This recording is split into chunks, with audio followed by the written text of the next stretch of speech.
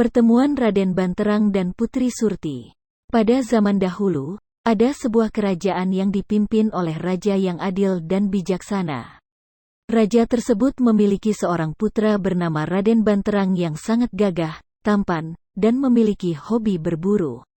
Pada suatu hari, Raden Banterang bersama para pengawal kerajaan melakukan perburuan di dalam hutan. Di tengah perjalanan, ia melihat seekor kijang dan berusaha untuk mengejar kijang tersebut, hingga terpisah dari rombongan pengawal kerajaan. Sayangnya, kijang tersebut tidak berhasil didapatkannya. Dan dia justru melihat sungai yang sangat jernih. Karena kelelahan setelah mengejar kijang, Raden Banterang memutuskan untuk minum air dari sungai tersebut. Kemudian, ia dikejutkan oleh kehadiran seorang gadis yang cantik jelita. Meskipun ia takut jika gadis tersebut adalah penunggu dari hutan ini, ia tetap memberanikan diri untuk bertanya kepada gadis tersebut. "Siapakah dirimu, wahai Adinda, dan dari mana kau berasal?" Raden Banterang bertanya. "Hamba Surti Paduka, berasal dari kerajaan Klungkung," jawab si gadis. Raden Banterang juga bertanya apa yang dilakukan Surti, seorang diri di tengah hutan belantara seperti ini. Ternyata, Surti adalah seorang putri yang melarikan diri dari kerajaan musuh. Sementara itu, ayahnya sudah tewas dalam pertempuran tersebut, sehingga ia masuk ke dalam hutan untuk menyelamatkan diri. Putri Surti diajak pulang Raden Banterang. Mendengar cerita Surti yang memilukan, Raden Banterang pun mengajak Surti untuk pulang bersamanya ke kerajaan. Raden Banterang ingin menyelamatkan Surti yang seorang diri di dalam hutan. Akhirnya, mereka kembali ke kerajaan bersama. Namun, seiring dengan berjalannya waktu, mulai muncul perasaan cinta dari Raden Banterang kepada Putri Surti. Pasalnya, Putri Surti adalah wanita yang sangat cantik, sehingga tidak heran jika bisa membuat Raden Banterang jatuh cinta kepadanya.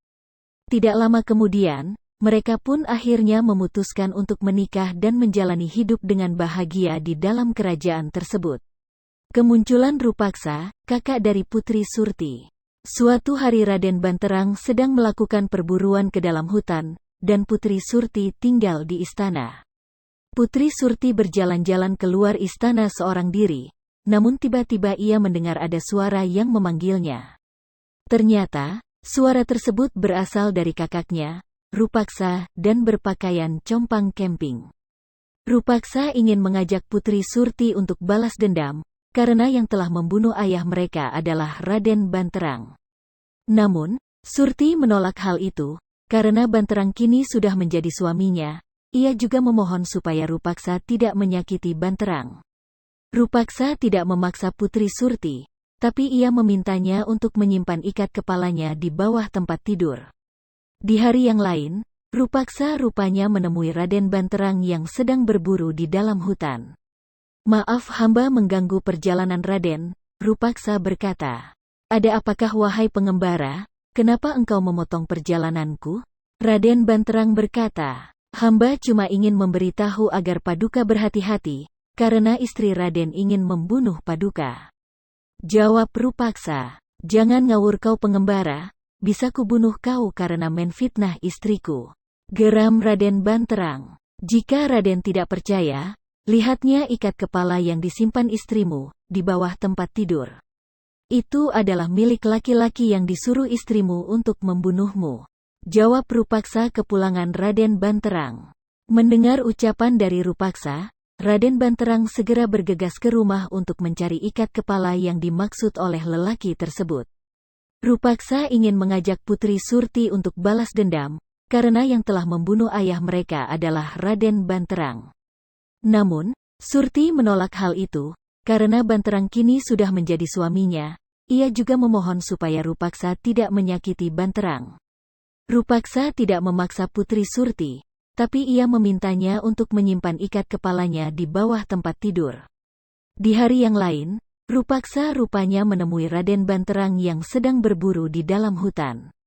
"Maaf, hamba mengganggu perjalanan Raden," Rupaksa berkata. "Ada apakah, wahai pengembara? Kenapa engkau memotong perjalananku?" Raden Banterang berkata, "Hamba cuma ingin memberitahu agar Paduka berhati-hati, karena istri Raden ingin membunuh Paduka. Jawab Rupaksa, "Jangan ngawur kau pengembara, bisa kubunuh kau karena menfitnah istriku." Geram Raden Banterang, "Jika Raden tidak percaya, lihatnya ikat kepala yang disimpan istrimu di bawah tempat tidur. Itu adalah milik laki-laki yang disuruh istrimu untuk membunuhmu." Jawab Rupaksa kepulangan Raden Banterang.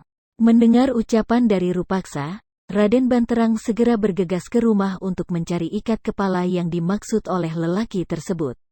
Betapa terkejutnya ia ketika melihat memang benar ada ikat kepala di bawah tempat tidur istrinya.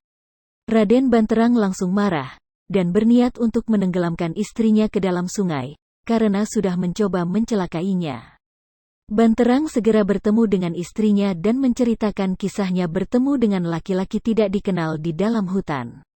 Laki-laki itu yang menceritakan tentang ikat kepala yang disimpan oleh Surti.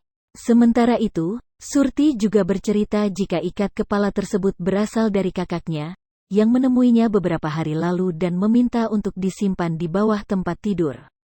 Banterang segera bertemu dengan istrinya dan menceritakan kisahnya bertemu dengan laki-laki tidak dikenal di dalam hutan.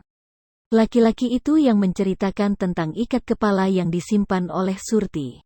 Sementara itu, Surti juga bercerita jika ikat kepala tersebut berasal dari kakaknya, yang menemuinya beberapa hari lalu dan meminta untuk disimpan di bawah tempat tidur.